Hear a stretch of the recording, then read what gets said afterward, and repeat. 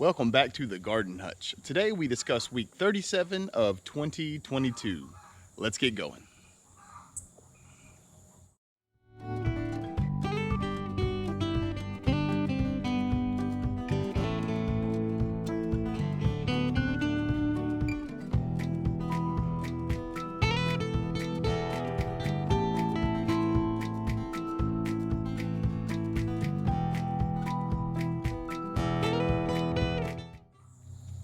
Week 37 was warm and dry. We had been getting rain relatively consistently. We didn't get any this week, and it was in the low 90s, so we did have to water twice throughout the week. So it could be a lot worse. Everything is doing really well because of the sunshine and the temperature. So I guess it's kind of a give and take when it comes to that. So today what we're going to do is we're going to sort of go through and look at the state of our gardens here in mid-September. But before we get going and take a look, if you could just do me a favor real quick and hit the little subscribe button below, hit the little bell icon. It'll notify you whenever we put new content on YouTube. I would also appreciate it if you could hit the little thumbs up. It kind of helps us get our content recommended to other folks. Okay, with that out of the way, let's go take a look at the top garden. So I was going to start by showing you can see how our fence is kind of falling over here when we open it. It's because of Leslie's loofahs. Look at the size of these. And there's like 7 of them all growing on this gate. So anyway, it's a lot of loofahs, but it's also a lot of weight, so my gate kind of slants over whenever I open it. But this is like a volunteer plant, so it's kind of fantastic to be getting this sort of production off of, I guess, accidentally, right? So before we begin, I just wanted to point out, we recently did a review for the summer portion of our top garden. So I'll put a link up here at the top so you folks can watch that if you haven't had the opportunity yet. So down here, this is the new bed that we put in specifically for carrots. And what we did was we put in a whole fresh batch of compost because we wanted it to be nice and rich for next spring. I went through and I turned the dirt off, and I was trying to see if I could get it nice and cool before it was time to plant the spring garden. So what we did was we went ahead and took a risk and we planted some carrots in here. And I came out today and let's see, hopefully you can see those, but we have carrots coming up. So I'm not sure if we're going to get much or anything out of this bed. We didn't have intentions of even planting it, to be honest, but we went ahead and did it because we were well under budget as far as our seeds were concerned. So it kind of felt right just to try it and see what happens. That's a lot of carrots if you can get it. And if it doesn't come up, I think we measured it out. I think it was like 85 cents worth of seeds. So it's not much of a loss if we're unable to get carrots, but it feels like it was worth the effort. But anyway, we'll keep an eye on it in our weekly vlogs and we'll show you how this comes along. The next thing I wanted to talk about today was our turnips. So just for folks who aren't familiar, this bed here and this bed here are both turnips. Leslie and I love turnip greens. We love turnips. We love everything about the whole vegetable. So this week what I did was I went through and I thinned it out, and it may not look like it because they're still so thick in there. But if you look here at the bottom, what I did was I just went through and because we overplant them just to make sure that they're dense enough for whenever they start coming up that they'll be able to handle any wind or heavy rain or anything, so it doesn't beat them down. And then throughout the course of the upcoming weeks, we'll gradually thin them to where each plant has about 2 to 3 inches on either side of its stem, so they can get nice big greens on the top and a nice root vegetable. Pardon me. Also, this over here, this was the other carrot bed. The reason why we're not so worried about the big one this year is because we did plan on having these carrots here, and you can see they're coming up nicely. It'll be a few, I don't know, maybe 2-3 weeks before we can go through and thin these out. Our voluntary radishes, you can see there's those two have done really well. Apparently I just threw radishes in with my carrots, but that's okay. I figure it'll probably be delicious one way or the other. We'll come up here to the top, and so this bed is where we planted our lettuce and our radishes. Now, we don't plant a whole lot of just lettuce by itself because most of our fall vegetables, you can eat the greens on the top as if it were lettuce. So That's just in case you're wondering why, but the larger ones here that you can see, those are the radishes. Radishes are very quick in growing. So from the time that they sprout until the time you can pull them is, anywhere from 28 to 35 days. So they're going to come along relatively quickly. Now we also planted red leaf lettuce and we planted butter crunch, which is more of a head lettuce. So when you're looking through here, you can see these are the butternut, or I'm sorry, the butter crunch, and you can see they're coming up slower because they're head lettuces. They do not grow quite as fast as the leaf lettuces. So, if you juxtapose this row to the leaf lettuce down here, you can see the difference in the grow patterns. But what'll end up happening is the butter crunch itself will be a much bigger lettuce. So as the time comes, we'll be thinning out all of this leaf lettuce, eating it with our radish greens. And then as the fall progresses, we'll be able to go through and eat the head lettuce towards the end before the freeze comes. Excuse me. So our Beefmaster tomatoes, I have to admit, I am incredibly impressed. It was worth every bit of the time and effort and resources it took to save these plants from the stupid summer that we had with the drought and such. But we're getting a bunch of tomatoes and they're getting really good size to them. So we're hoping that the weather holds out good enough so that all of these tomatoes can ripen.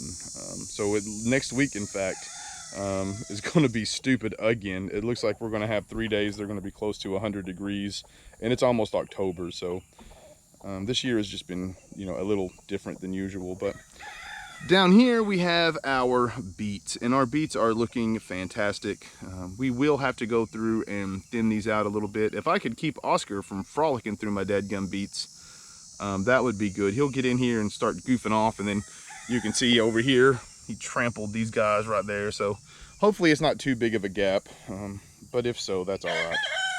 I think we'll make it anyway. And the beets, we love everything about them. Of course, we eat the greens and the root off of these guys, but the last thing I wanted to show you here in our top garden, we're kind of excited. We put these romas in just to see. We had the extra seeds. We started them in the greenhouse. They're looking really good this last week with the heat and such. They started growing quite a bit during that period. And next week, the heat will probably help them as long as we can keep them watered well. But if you look down in here, you can see we are just now starting to get our first clusters of blooms. So what we're hoping is, much like the Beefmaster tomatoes, what we're hoping is these romas will come on, set quickly, and then through the last part of September, there'll be enough sun for them to start to ripen into the early part of October, or even mid-October, the way this year's going. Heck, who knows? It might be 90 degrees on Halloween. All right, let's go take a look at the Pallet garden next. So the Pallet garden has been incredible this year. We have so many things that are even left over from the early spring planting that are still going that we're eating. Swiss chard is a good example of that. We also have gotten an insane amount of peppers this year from this garden. So that's awesome because we've learned how to freeze them. I've learned a few new recipes, how to use them as the base for a sauce instead of tomatoes when you have extra, that sort of thing. So we're excited about all of that. So let's take a look at how these beds are looking here in the middle of September. Well, as you can see, we haven't really done anything extra here on these beds that had the corn. Again, what we did was we broke the soil up really well. You can see it's nice and loose. I mixed it in with a bunch of the straw that we used as a mulch this year. And over time, what we're going to do is we have some topsoil coming in, I believe middle of November. We'll take a few inches of that and we'll work it into all of the soil once everything comes out of the Pallet garden. And then we'll top it off with a fresh load of compost before the winter starts. And again, we'll work that in probably by hand or with a hoe to make sure that we have like a nice base. And then once all the leaves fall, we'll shred the leaves, we'll put those on there. And then whenever the early spring, so, say end of February, we'll go through and work those shredded leaves into the beds. Pardon me, please. All right, so this is the melons, and they are just about done. Whenever the sun cycle starts trending towards, you know, the shorter days, melons are on their way out. So over the next couple weeks, what we'll do is we'll just let this go and see if we can't get a few extra melons ripen, and if not, it's no big deal. The chickens love them anyway. And then we'll clean it out, and we'll do the same thing with all of these beds that we discussed with the corn beds. But these guys, and I say it every time, but next year they'll have their own beds. These banana peppers are fantastic. They go great with stir fries, or I did learn a like a sweet spicy recipe to pickle them, where they go great with like smoked pork butt or any of those preferences that you may have, whatever your favorite smoked meat is. Those peppers are just killing it when it comes to those type of recipes. The bell peppers are insane. About once a week we come out and pick about 10 to 14, I think, is what we're averaging right now. So we just picked all these large ones, and you can see it's like the day after you pick, you come out and you can see how they start to establish on the top. There's a baby one coming in right there. So hopefully we'll have this for a few more weeks. You know, like, there's plus and minuses. It's super hot, and we're kind of done with the summer, to be honest with you, because it's been 100 degrees, it feels like, since May. But the good side to that is, of course, that our peppers and tomatoes are flourishing right now with the shorter days, the cooler nights. It only stays hot for, like, when it gets to 100 degrees, it's only for a couple hours right now because of the way the sun cycle works. So it's not near as bad as it was in June and July, so we'll make it. I do want to show this pepper plant has pretty much been cleaned off. There are like the new small ones you can see, like this right here, those little guys, and then all these flowers. Leslie spent about 2.5 hours going through these plants and just picking all of them. We got a bucket, a 5-gallon bucket, and then a half of another one of just cayenne peppers. So anyway, cayenne peppers are crazy. We don't really eat a whole lot of hot peppers, so I'm trying some, like, an experiment. I got a bunch of the green ones, and I'm hoping they're not quite as spicy, and I want to ferment my own hot sauce, bottle that, maybe give it away for Christmas presents, that sort of thing. But it's amazing how much food came off of this one garden this year. So this upcoming week, we're going to do the summer review of the Pallet garden. It should be out on Thursday, so kind of keep a lookout on that. If you hit the little bell icon below, it'll kind of let you know when we upload videos. But Swiss chard over here, it's still kicking. It's not doing near as well. It was doing really well whenever we had the cooler temperatures, but now that we haven't had, you know, this week, it has kind of slowed down because we didn't have the rain, and the temperatures were a little hotter. So it'll probably pick up again towards the end. And now we get to my babies. Pardon me once more. You can see this guy is just loaded with tomatoes. Look at these over here. Let me get my head out of the way so you can see.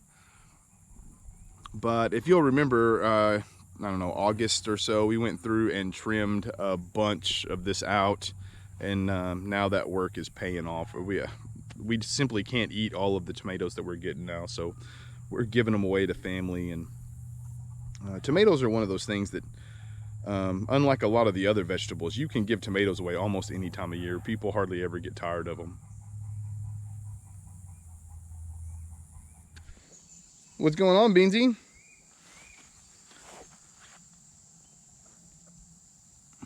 Hey, Beansy.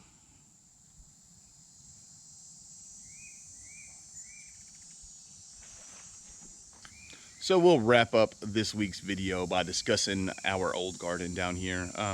The sweet potatoes are coming along fantastic. We showed last week that we sort of pulled some vines that weren't going anywhere, put them in a new area. Once we cleaned the bed out, they've taken, so that's doing really well. Our buckets of potatoes are looking really nice.